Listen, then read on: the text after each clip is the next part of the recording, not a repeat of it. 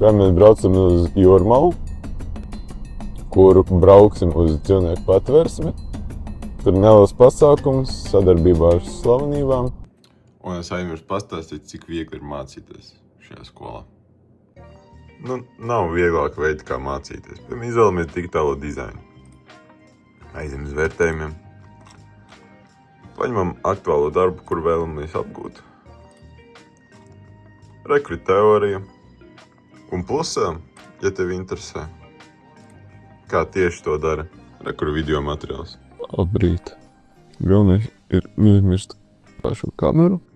Un ne tikai tas, ja te rekur pastāstīts vēl detalizētāks video, ja tev nepietika to.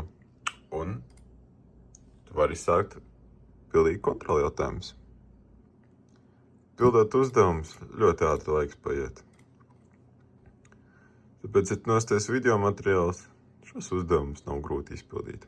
Šāda tipa mācīšanās ļoti atbrīvo laiku. Vai tu esi darbā, bet vienkārši vēlies mācīties no mājām. Tas neko nenozīmē. Tagad mēs esam atbraukuši savākt vienu cilvēku. Un ap 12 mums ir jābūt galamērķi. Pēc cerams, viņš pasteigsies un bez steigām viss izdosies.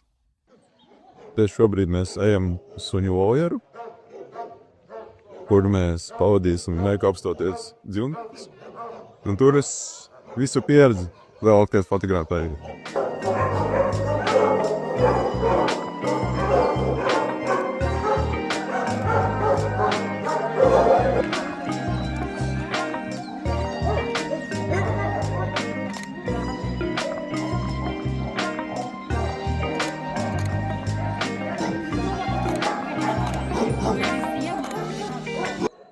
Viss fotografēšanās ir beigusies.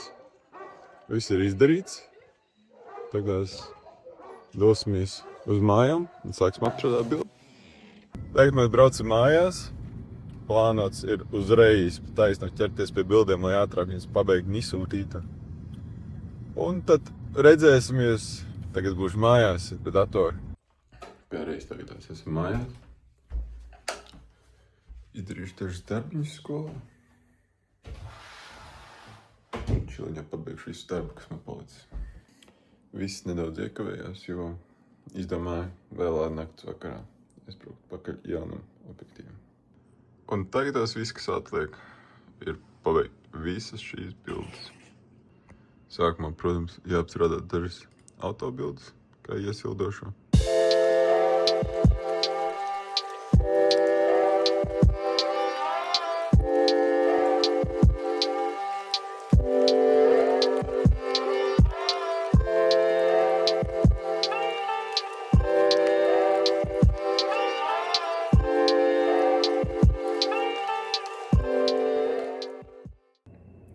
Tā kā rīt man ir brīvdiena, šodien atļaujos ilgāk pastrādāt. Tagad pulkstens 3:02.